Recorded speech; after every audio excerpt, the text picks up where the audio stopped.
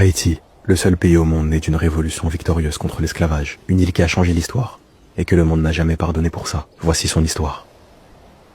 Tout commence bien avant les chênes. L'île s'appelle Quisquia, l'île aux montagnes, l'île resplendissante. Les Taïnos y vivaient libres, entre montagnes, rivières et forêts. Ils cultivent, ils pêchent, ils adorent le soleil. Mais en 1492, un nom brise ce monde. Christophe Colomb. Avec lui débarquent les croix, les maladies et l'exploitation. En moins de 30 ans, le peuple taïno est presque effacé de la carte. Au XVIIe siècle, la France s'installe sur la partie ouest de l'île. Elle la bâtit Saint-Domingue, et là commence la mécanique coloniale. Sucre, café, indigo, exportés vers l'Europe. Et pour faire tourner cette richesse, des centaines de milliers d'Africains déportés, brisés, utilisés. En 1789, la révolution éclate en France. Liberté, égalité, fraternité. Mais à Saint-Domingue, ces mots ne traversent pas l'océan. Alors les esclaves se soulèvent eux-mêmes. Le 22 août 1791, sous la houlette de Deti Boukman, une cérémonie vaudou annonce l'insurrection. Les plantations s'embrasent, les anciens captifs prennent les armes. C'est le début d'une guerre qui durera plus de 10 ans. À leur tête, Toussaint Louverture, ancien esclave devenu stratège. Il vainc les Espagnols, les Anglais, les troupes envoyées par Napoléon. Il organise la colonie, abolit l'esclavage, rédige une constitution. Mais en 1802, Napoléon l'arrête, le fait déporter en France, où il meurt en prison. Son dernier message est celui-ci. En me renversant, vous avez abattu un tronc. Mais les racines sont profondes. Les racines, c'est Jean-Jacques Dessalines. Il reprend le flambeau, mène les dernières batailles. Et le 1er janvier 1804, il proclame l'indépendance d'Haïti. Une première mondiale.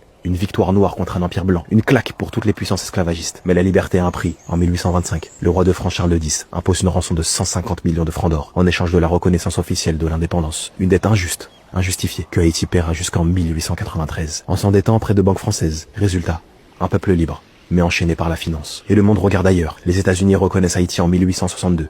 Seulement après l'abolition de l'esclavage chez eux. Entre-temps, le pays vit une instabilité constante. En un siècle, plus de 30 présidents renversés. En 1915, après l'assassinat du président Sam, les marines américaines débarquent. Ils resteront jusqu'en 1935. Haïti devient un protectorat non officiel. L'armée, la police, la banque, tout passe sous contrôle extérieur. En 1957, une autre domination commence. François Duvalier, dit Papa Doc, s'empare du pouvoir. Puis son fils Jean-Claude, Baby Doc, lui succède. 29 ans d'autoritarisme, de répression, de pillage, pendant que les puissances ferment les yeux. En 1990, un espoir.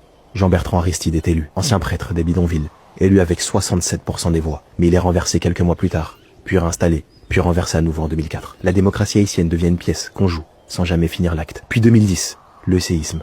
Plus de 300 000 morts, des milliards d'aides promis, mais très peu arrivent jusqu'au peuple. Les ONG pullulent, les bâtiments s'effondrent, et Port-au-Prince ne se relève jamais vraiment. En 2021, le président Jovenel Moïse est assassiné. Depuis, aucun président n'est élu. Un pouvoir provisoire gère le pays, mais dans les rues, ce sont les gangs qui font la loi. Port-au-Prince est fragmenté, encerclé, pris en otage. Les écoles ferment, l'aide humanitaire est bloquée, la nourriture ne passe plus, et l'ONU parle d'un climat de terreur. Et pourtant, Haïti ne cède pas, car au milieu du chaos, il y a encore de la musique, des poètes, des croyants, des mères, des enfants, un peuple qui vit, qui lutte, qui espère. Haïti n'est pas pauvre par nature. Elle a été volée. Haïti n'est pas instable par hasard. Elle a été sabotée. Haïti n'est pas violente. Elle a été enfermée dans une cage et on a jeté la clé. Mais dans l'histoire du monde, aucun peuple n'a dit non aussi fort que Haïti. Et rien que pour ça, Haïti mérite que l'on l'écoute. Pas par pitié, mais avec respect.